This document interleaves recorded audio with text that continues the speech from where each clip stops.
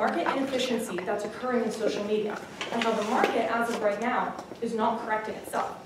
Now, I'm not sure who my timer is, so hopefully they're going to raise their hand somewhere. Awesome. So I'll be looking to you for time cues. But let's kind of take a step back and evaluate our society today, where it used to be, where it is now, and why it's so crucial that we all of a sudden start implementing these checks and bounds on social media. So, Mr. Speaker, let's go back 30 years.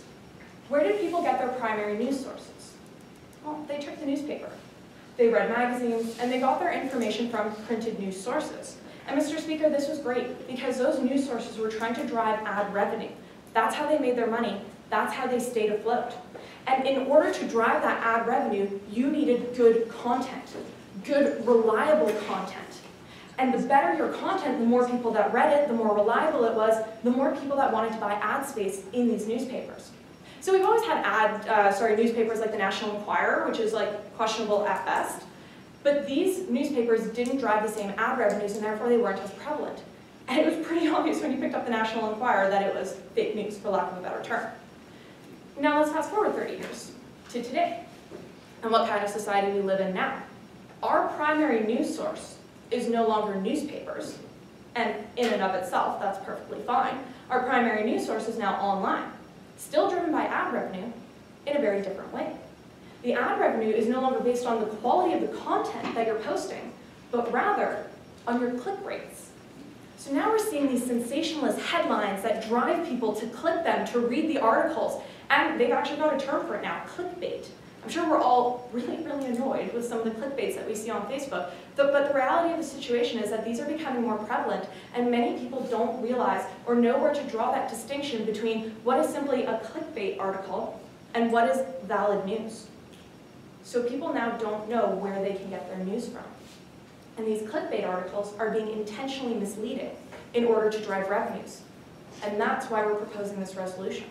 This is the primary issue and the inefficiency that's occurring in social media. Now, it's very easy to say, well, we don't need to do anything, society can police itself, that's a direction that our world's going in. But Mr. Speaker, we would contend that that's inherently wrong. It's the government's duty and responsibility to protect their citizens and ensure that they are adequately informed. And if not adequately informed, then they at least know what's a reputable news source and what's real news versus this fake news. So I guess kind of the crux of the debate is people are dumb and we need to help them out, Mr. Speaker. And that's the government's responsibility today, and that's what we're seeing needs to be done. We want to preserve the political and educational integrity of our citizens. And it's the government's responsibility to do so.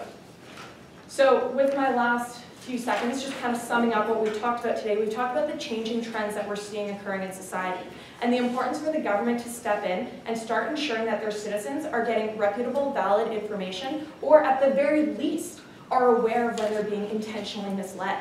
Without this resolution, Mr. Speaker, we're going to see society to continue down this spiral of misinformation, mislabeling, and uneducated sources becoming prevalent when you're reading them at a red light. Just kidding, don't do that. So, Mr. Speaker, it's for the reasons that I brought up today, and the multitude of reasons that my partners are currently writing down to speak about, that of liability and prevention and the market inefficiency, that this resolution before the House today must, and most indubitably, will stand. Thank you.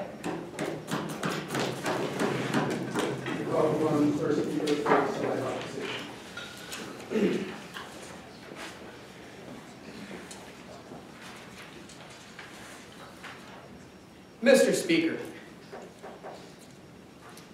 our Honorable Prime Minister laid out a compelling depiction of modern social media for us here today. I'd like to paint a picture of an amazing and inspiring internet that I think most people in this room here can really resonate with. The internet has done some amazing things for our society, for our generation, and for the generations that preceded us.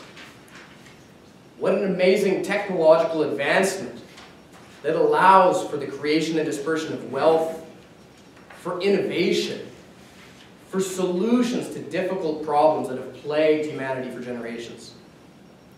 What an amazing way to create equality and to help minimize suffering and promote well-being.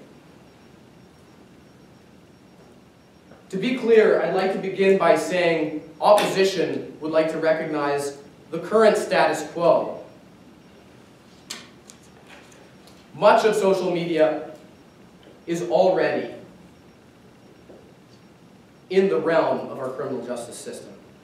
When it comes to specific situations of uttering threats or dangerous examples of verbal assault, I think we need to be clear here that these instances already fall within the Criminal Code of Canada. Now, the reason that I lay this out is that I think the side government has missed something really big, something very big in the big picture here. I'm going to get to that in a moment. What I'd like to discuss is that side government has a very important burden, a large hurdle to overcome as it may. The burden and what side government must prove is that the government is the most effective way, albeit more effective than general society, in monitoring and holding content creators of social media. So would you not agree that the fact that there's currently an investigation into Russian hacking of the US election through Facebook is indicative that there's a role for the government to play in this? This is exactly to the point that I'm about to get to. But first, let me finish with the burden. The burden is that side government must prove that government is more effective than general society in holding content creators on social media accountable. Now, the point of interest that side government brings up is of note, but I think they're slightly confused. Content creators are not being held under investigation. I'll get to it, if you wouldn't mind. Thank you. The media conglomerates are being held under investigation, and the politicians themselves. Well, isn't that funny?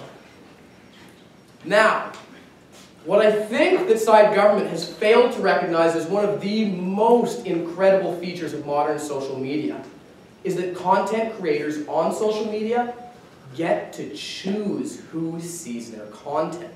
This is an incredible feature of one of modern youth's favorite new forms of social media, Snapchat, or another that holds many similarities, WhatsApp.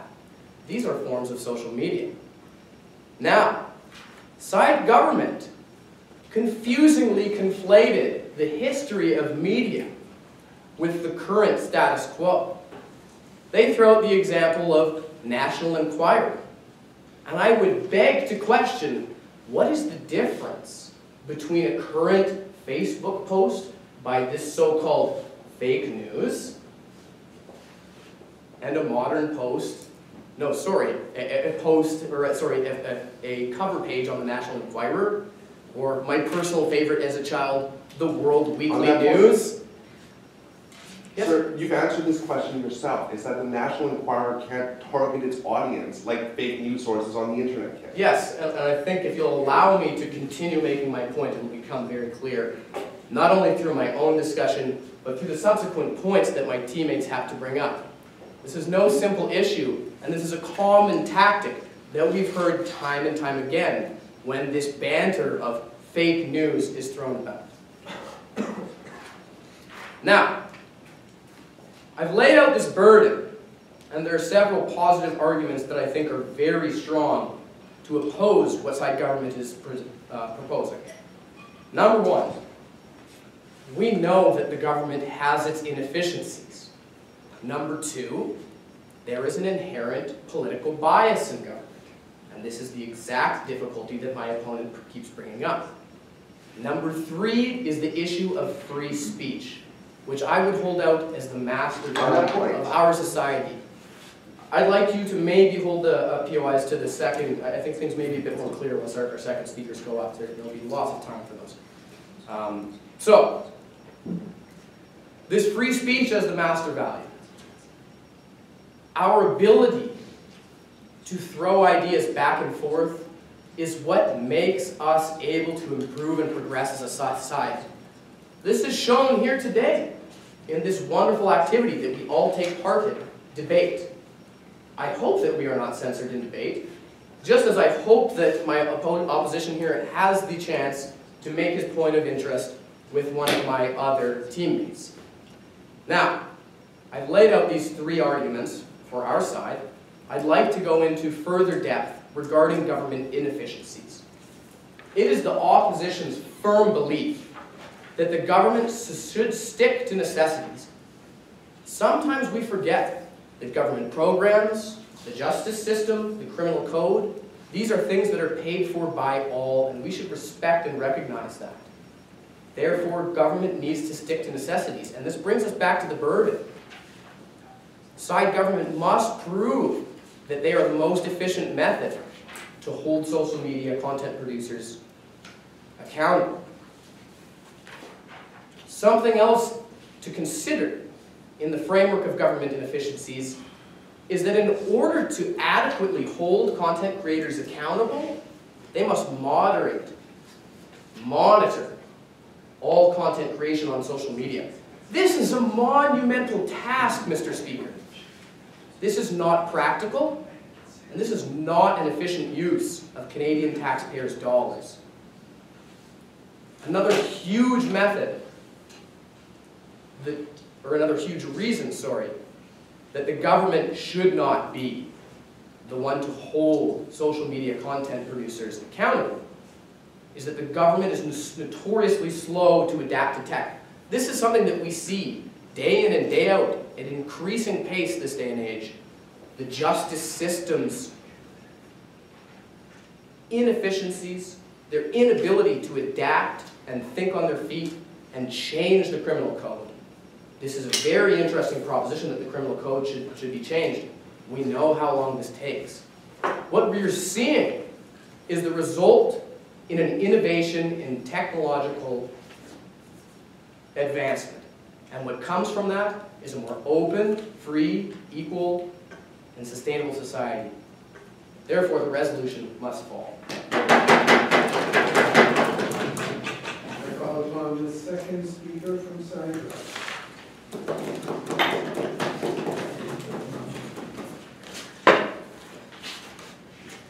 All right, thank you, Mr. Speaker.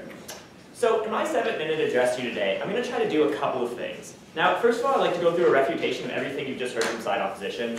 I'd next like to kind of go into the burden and show why we're able to prove that burden on side government. And then lastly, I'd like to go into some constructive argumentation and really show you why everything will land on side government and why we really should put the liability on the government to kind of police the internet. So let's get right into it. So some refutation. So right off the bat, we heard the leader of the opposition come up and tell us how amazing the internet is. And of course, we're in complete agreement of that. We see the merits of the internet, and we want to really hold those up and continue to hold those up. So really what we're trying to do is not change the internet in a negative way, we're just trying to save it, right? Like we think that untrue facts and just false lies coming on the internet is really ruining what the internet was supposed to be about, and is ruining the spirit of how we're supposed to be receiving information. Because as I'll show you, I don't think that people can decide for themselves what is true and what is not. Next, they went into the idea, no thank you, they went into the idea that content creators can choose who gets to see what they're posting. And then they asked, so then what's the difference between the National Enquirer and a Facebook post? And so that was the exact point that they had brought up, is that content creators get to choose who sees their posts. The National Enquirer just puts their magazine, their newspaper out, like anyone gets to see it, right? Like anyone can see it, and it's coverage, it's a wide coverage. But really, like not a lot of people were seeing it, and they couldn't target and specify who was like looking at it. But then when we look at a Facebook post, you can exactly identify the target audience that you want to select. And that lets you really narrow down the group and make sure that the people who you don't want seeing it aren't really seeing it, but the people who you do want to see it are, and that creates a lot of issues in terms of like what we think is true and what we think is false. Next, they talk about concerns of government censorship. And so I think that the difference here between government censorship and why it's really possible for the government to act appropriately is because we're not asking them to moderate opinion, right? We're asking them to moderate fact. And we think that that's a lot easier of a task to put on the government than to ask them to decide which opinions are like have merit to them and which don't. It's really just facts. And I think we have a really good resource and knowledge base to dictate what facts are based on truth and what are false. Sure. How can you justify this when you're saying that all news sources are supposed to be riddled with misinformation? What are you going to decide is true and what is false from what you find on the internet? Right, so the whole point being is that if they are riddled with misinformation in whatever respect, that's the whole point, is that we're able to find that out. So the fact that we know that, and you're telling me that there's misinformation in there, tells me that there's a way to find that out to start with, right? And like the way that we're able to identify that is with whatever the government decides to put together, but we think that that is a possibility.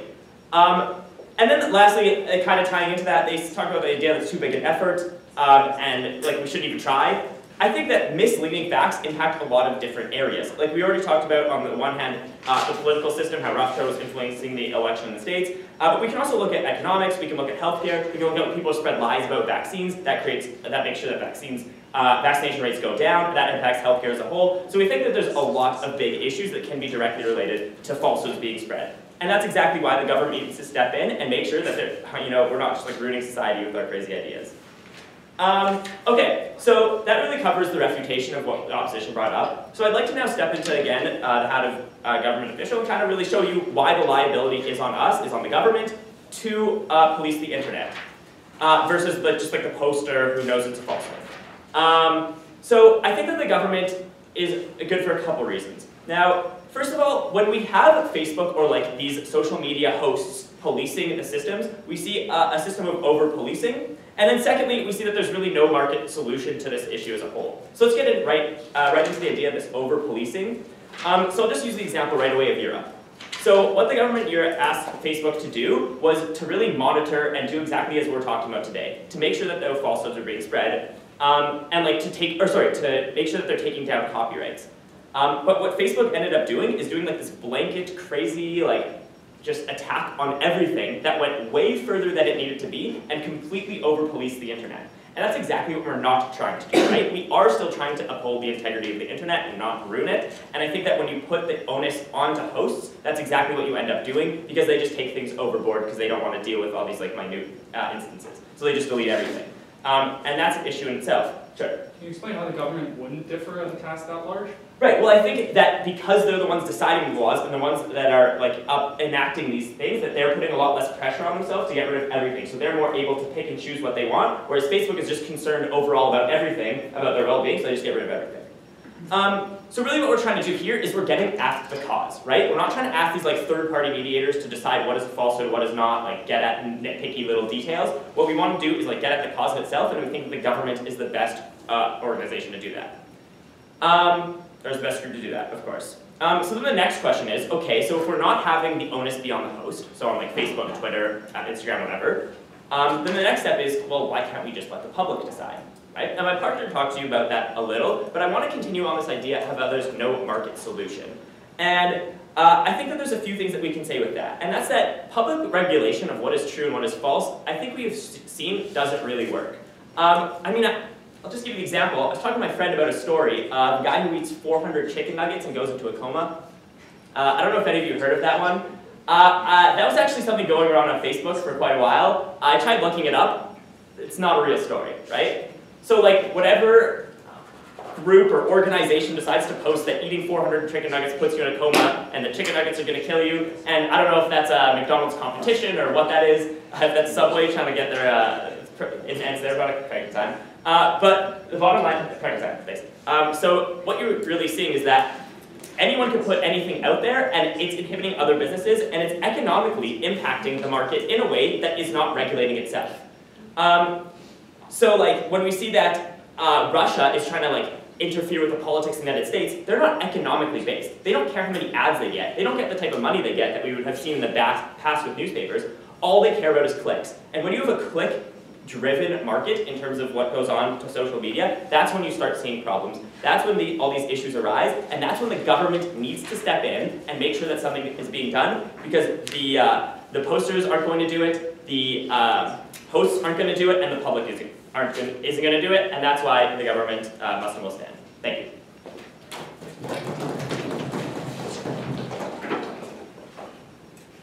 Second speaker from side opposition.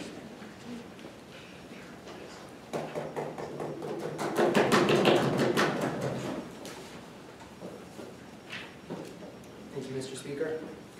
I'd like to start off by reminding everyone that the government has still not proven the burden that the government is the best and most beneficial to society way of regulating the internet. versus the way it's already been done. They are essentially arguing for the status quo because they said that, well, of course we would ban dangerous things on the internet like threats, egregious material that really shouldn't be out there, but the fact is that that is already regulated. There are already laws in place to combat that, and things on the internet are already regulated by that.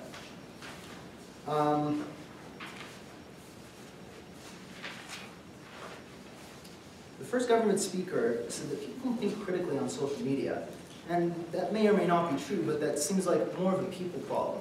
Essentially what she's saying is that, well, social media causes people to be dumb, or that everyone is dumb, and if everyone is dumb, then it really isn't an internet regulation problem. Sure, people don't think critically on social media, but people don't think critically, period. They also said that essentially all content creation should be held accountable, but the way she defined that is by saying that anyone who puts an article online, anyone who puts any sort of content online is a content creator. Well, I can put an article online, so can any of you. The internet is not this, huge industry that you need to buy a TV station and have some sort of special license. By her definition, everyone is a content creator, so we should be regulating everyone. We should be regulating all of society. On that point, Go ahead. everyone has the potential to kill someone. We regulate everyone. Only the people who kill people are punished. Yeah, but again, you just agreed with me. You said that, well, if everyone is regulated, then we're not just regulating content creators or companies. So you kind of just backed up my point there. Moving on. The government seems to make the case that, well, there's a lot of fake news online, there's a lot of bad stuff. Well, yeah, of course there is, but what's the alternative? No, sorry. So they make the case that there's a lot of fake news and that the government needs to decide what is fake news, what isn't. However, the government is just us. We are elected to be the government. They're not special. They don't have superpowers. On that point, they don't have superpowers to determine truth and untruth. And if you're saying that, well, the internet's filled with false information, then how are they going to determine that? How are they going to... on that point, No. They also kind of said that, well, since people are dumb, since people can't think critically, they need help. They need to be shown the truth. They need to be shown what's correct. Well, that's exactly why people have free speech. So that if, let's say, a conservative government gets elected, that they don't decide, well, liberals, they're dumb, so we're going to correct their thought. They're wrong. They need to be shown the Mr. way. Speaker, we're policing the information that's intentionally misleading or lies out there in society. We're not policing a liberal posting their personal views and beliefs. That's fine. It's the people that are intentionally misleading others that we're implementing this resolution for. So there's several problems with that. One, you have to prove that they're intentionally misleading someone. Two, if I have a crazy viewpoint, some crazy extreme far-right viewpoint, and I say, well, liberals saying that welfare is good, that's a lie, and they're doing that intentionally to spread misinformation. Therefore, they fall under this law. So how do you regulate that? How do you define what is truth and what's not truth? The reason why free speech is so important is to take that away, to make sure that any government that gets elected cannot do that to political opinions. And what if someone posts something accidentally? What if they post a video online that turns out to be false? Well, you post it online, you want to do it, so you go to jail, don't you? first of all, we never talk about jail. Second of all, you have to have the intention to mislead, which precludes accidents. Good.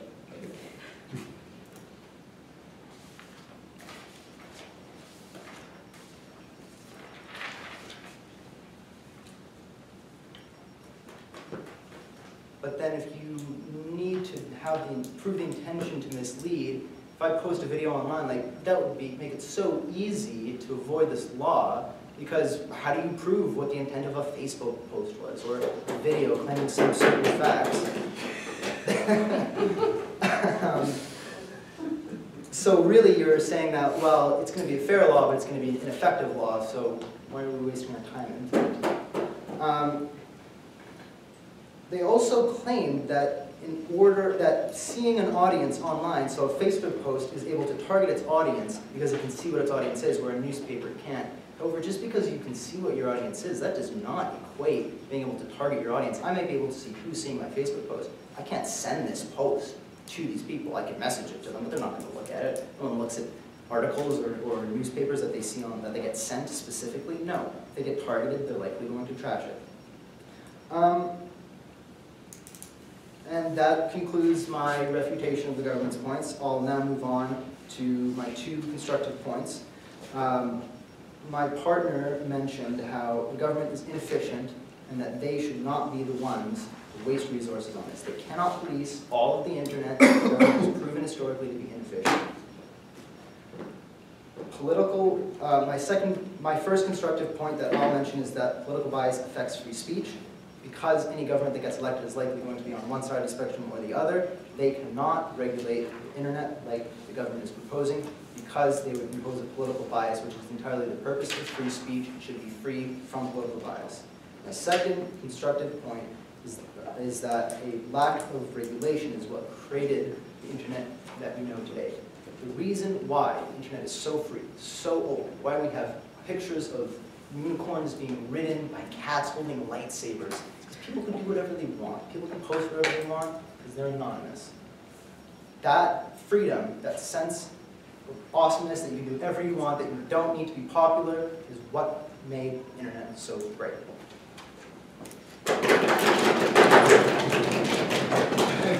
Well, the third speaker for side.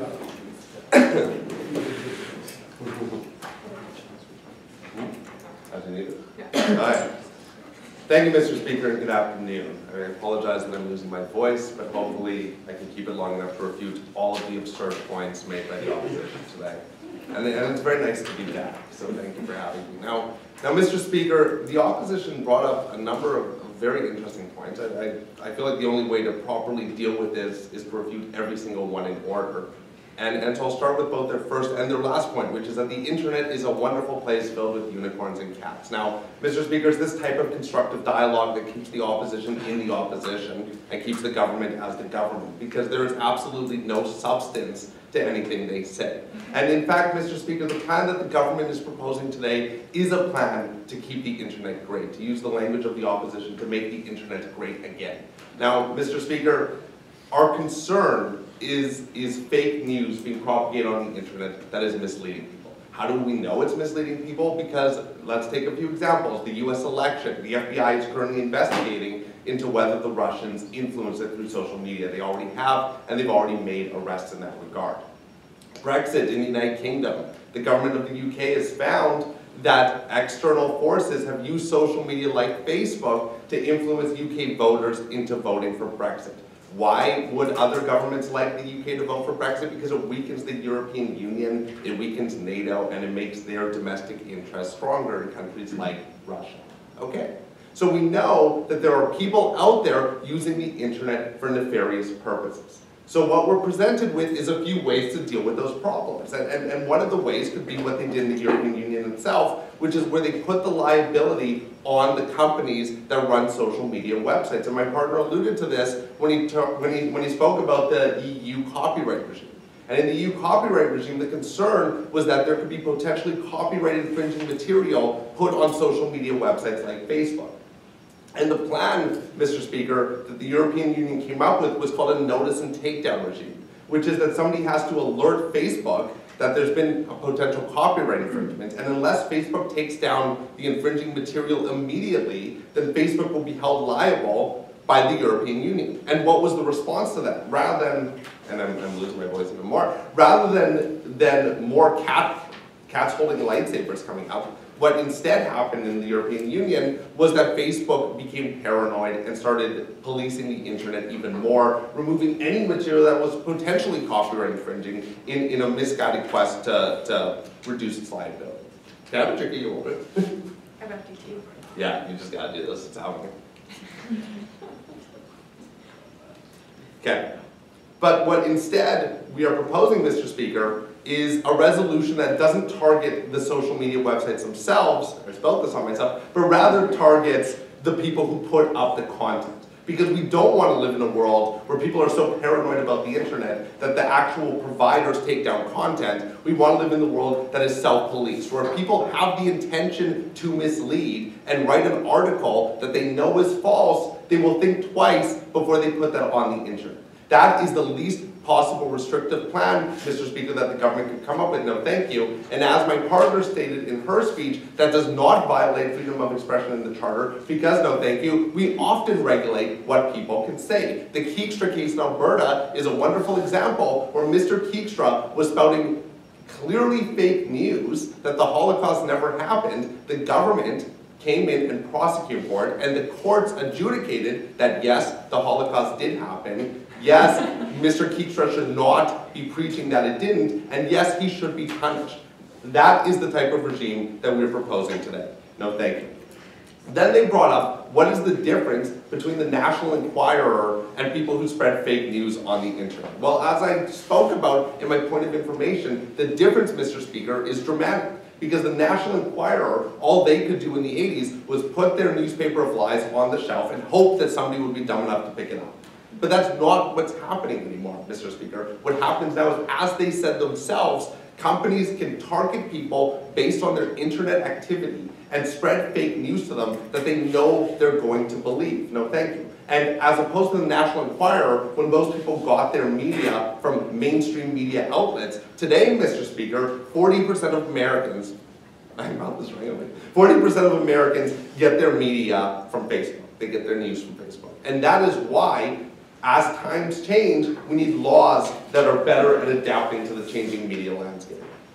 Now, they then went on to say a point that was absolutely crazy, which is that this is not an efficient use of government funds. How do you drink out of this, by the way? You just push it back. You push them back? Oh, Yeah. It's the greatest thing about that. Okay. Now, Mr. Speaker, they brought up the point that this is not an efficient use of government revenue. Now, that was absolutely absurd. Why they even brought that up, once again, indicates why they're stuck in the opposition. But let's talk about the harms that fake news can cause in our society. I've spoken, and I'll take you in 1 second, about them already, which is Brexit, which has thrown the UK into what looks like it's going to become a recession. It's pulled out of the largest customs union in the world because people were influenced by fake news outlets to believe that the European Union was working against them. And now the government, rather than preemptively adjudicating facts on the internet, now the government of the United States is involved in an FBI probe into how the Russians hacked the US election through Facebook. So I would suggest, Mr. Speaker, that this is a good use of government funds rather than weakening our political and moral compass. Is that 6 minutes? Sorry, I can't take your point of information. And finally, they said that, that it would be impossible, their last point was about the nature of our planet itself, where it would be impossible to prove intention and it would be impossible to adjudicate facts. And I want to end on refuting this point, Mr. Speaker, because I think it shows how dangerous fake news has become in our society, where the opposition itself says that it cannot tell the difference between a fact and a fiction, and that courts are unable to adjudicate them. That's horrifying. That's horrifying, Mr. Speaker. They actually said that we cannot implement this bill because we cannot tell what a fact is anymore. So if somebody posts on the internet, let's say like Mr. Keekstra, that the Holocaust never happened, this opposition is so jaded by this media landscape that they would say, I don't know, that's not a fact. Let's just debate it. Mr. Speaker, that is absurd. And it is for these reasons that the resolution must and surely will stand. We are proud to have proposed this solution.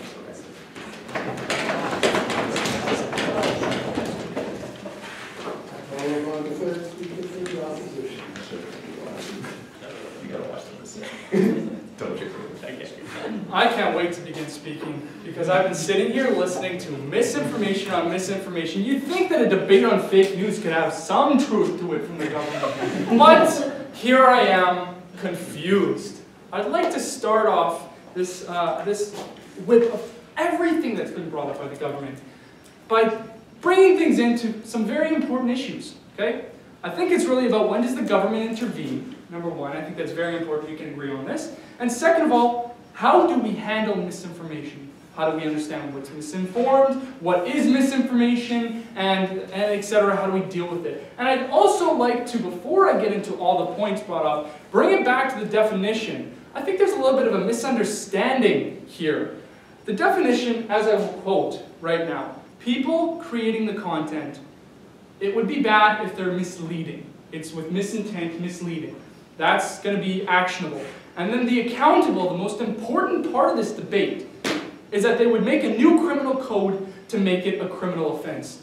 They didn't explain what this meant at all, and we can only assume that that means punishable by jail time.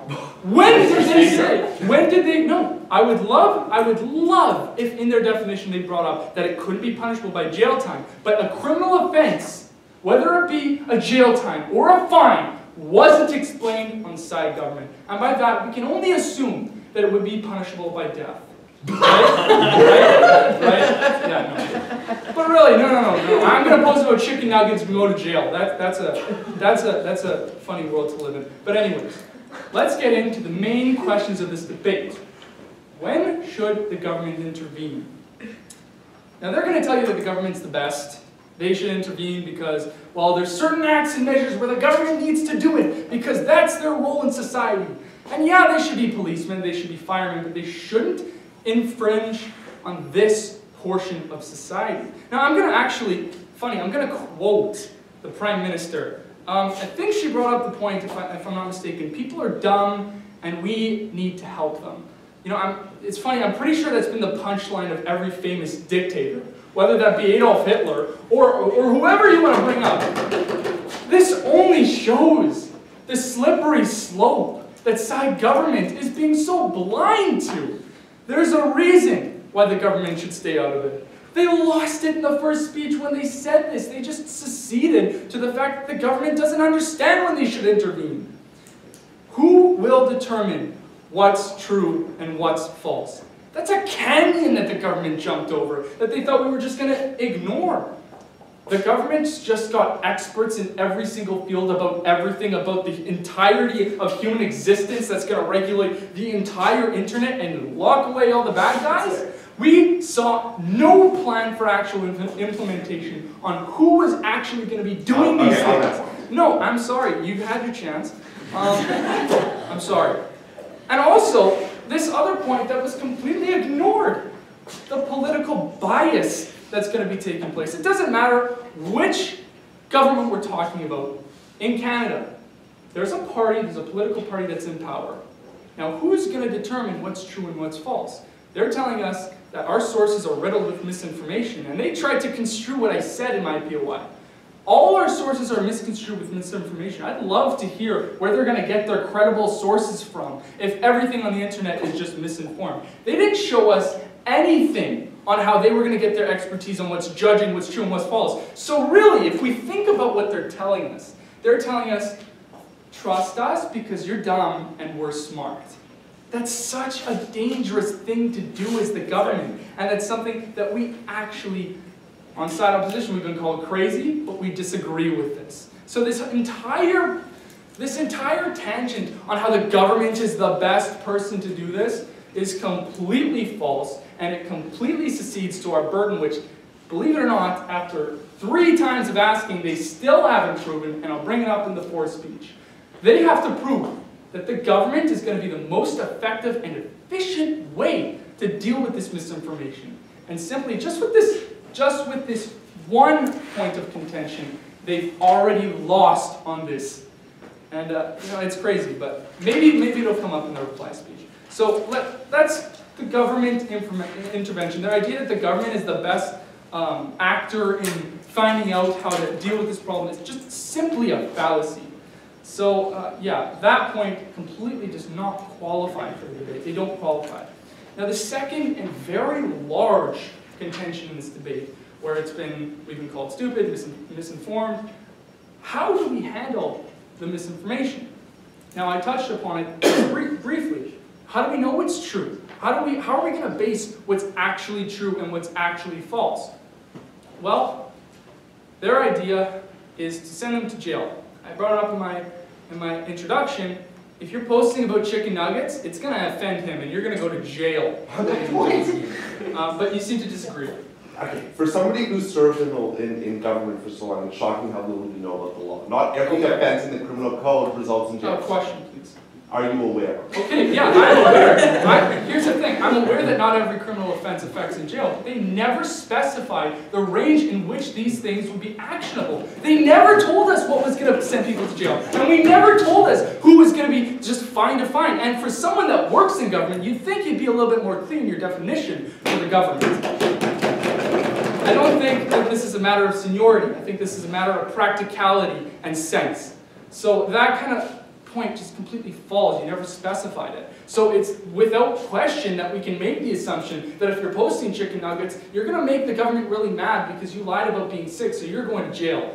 That's nonsensical. Nonsensical. I can't say it enough. But anyways, goodbye, you're going to jail. This is so pointless to the debate that we think it's kind of funny. Now next I'm going to move on to another thing. They said that they have the experience to understand what's misinformation. Again, it's just such a mischaracterization. They have provided no form of implementation. They just want us to simply trust them and hold their hand. And I don't know about you, but I don't feel like the government has the right to tell me that I'm stupid or I'm dumb. So if you're on the side of the common denominator, the common citizen, you must be proud to oppose.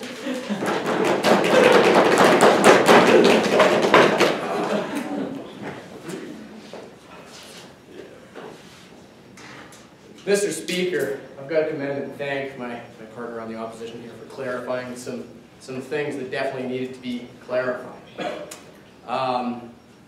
It's my job to summarize, with no new information, the points on both sides of the debate, which is going to be a little bit tricky because there was a lot of muddling of information. But I'd like to make one thing clear, and this is something that my team discussed before we got in here, is that when coming up against very strong teams, we should be careful when identifying when we've in fact won a debate.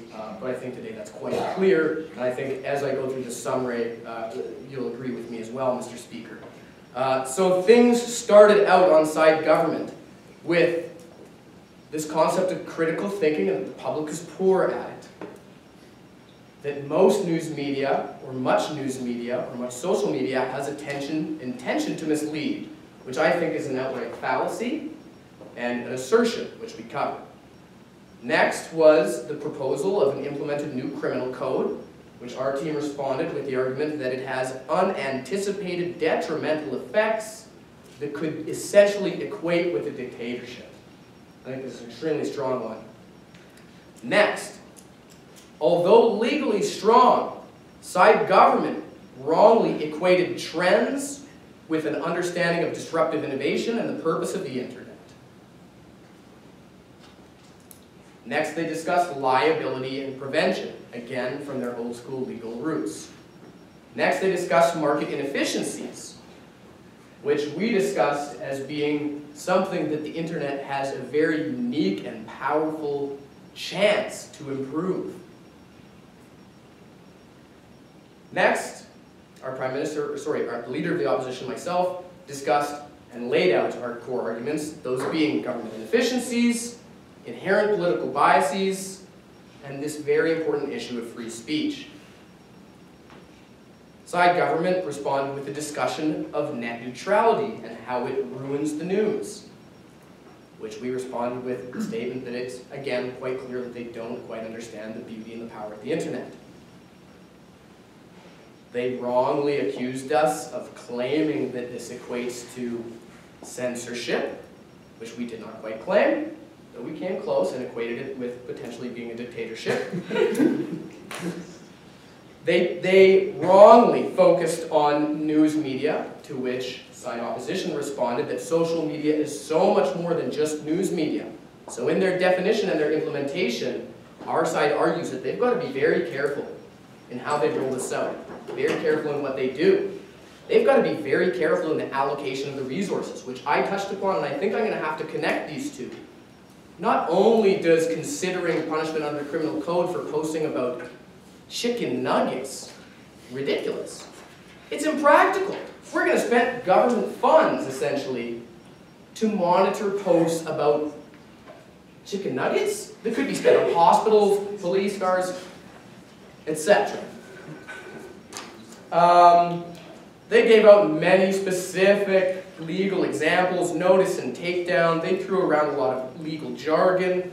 Obviously, they're very good at this. They talked about Keekstra, they talked about the criminal code, and we responded with our main points of practicality, how in the heck is this going to be handled, and the burden of proof that they remain obligated to prove and have none. For these reasons, the resolution must fall.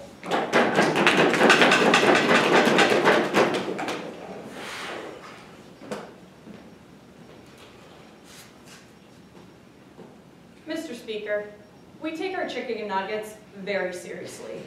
And the reason we do this is because we have people, like poor JJ over here, that sincerely believes that somebody ate 400 chicken nuggets. Mr. Speaker, JJ is an educated fella. He's in med school. He knew to go out and Google, did this man eat 400 chicken nuggets? And he came to the logical conclusion that, but no, this seems highly unlikely that this individual ate 400 chicken nuggets. Like, well done, JJ, thank you. That's not the issue.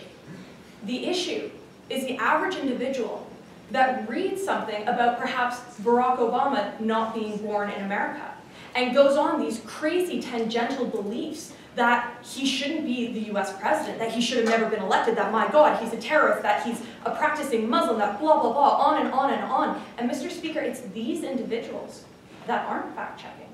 And it's these intentionally misleading articles that are put out there on the internet with false information to push a hidden agenda. These are the articles that we have a concern with. So joke all we will about the chicken nuggets, Mr. Speaker, that's just an extreme example. It's the unextreme examples, those that are difficult to differentiate. That is what's causing these issues in society. And that's what's undermining so many educational systems. So in my speech, I'm going to sum this up into three main questions and topics that we were talking a lot about. First off, what is the status quo? Second off, and it's really freaking frustrating that I have to ask this, what's the difference between fact and fiction? And then the difference between government and court policing. So let's get through this first one pretty quickly. What's the status quo right now? Right now, there's no government intervention in Canada, and right now, it's Facebook's job, as an example of one of the social media networks, to police their own articles. There's no ramifications, no detriments. Whatever is posted can continue to be posted. And Mr. Speaker, what we're seeing happening is people taking advantage of this, with malicious articles going out that are misleading people intentionally, and barring the fact that they can't quite grasp the concept that intentionally misleading is something that can be prosecuted in courts. We're going to ignore that because it can be. But it's Facebook's job to be doing it, and they're not doing that job. So we're seeing a market inefficiency. We're seeing all these social media outlets that aren't policing themselves, partly because they can't, they don't have the resources to, and partly because with no ramifications, they're not willing to the extent that we need it done.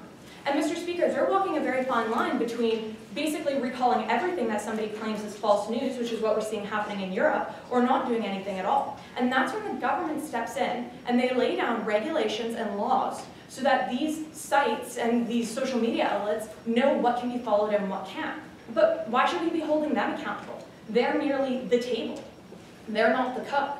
What we're saying is that those individuals that are going out with malice to intentionally mislead people, oh shit, 1 minute left, are the ones that should actually be prosecuted for this. And that's why the government has put forward this regulation. Fact and fiction, seriously, Google it, guys. Like, I'm not getting into that. Difference between government and court policing, it's the court's responsibility to prosecute, not the government. We don't care if it's a liberal government, a conservative government, it's the courts that are going to be doing the policing and making the ultimate decision. So that massive contention on side opposition just fell there. So it's for these reasons, and this frustrating question that keeps on coming up over and over again of whose job is it to do this? Obviously, ladies and gentlemen, it's the government's job. They're the only ones that are equipped to do it properly. They're the only ones that can do it without bias or malice. And it's for these reasons that the resolution before the House today must, and most indubitably, will stand. Thank you.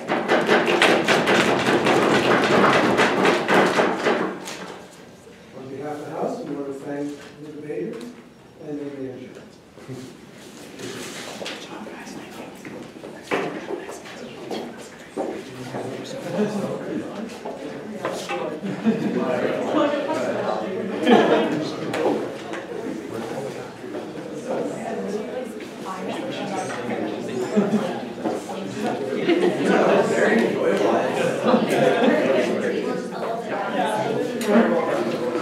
You want it straight?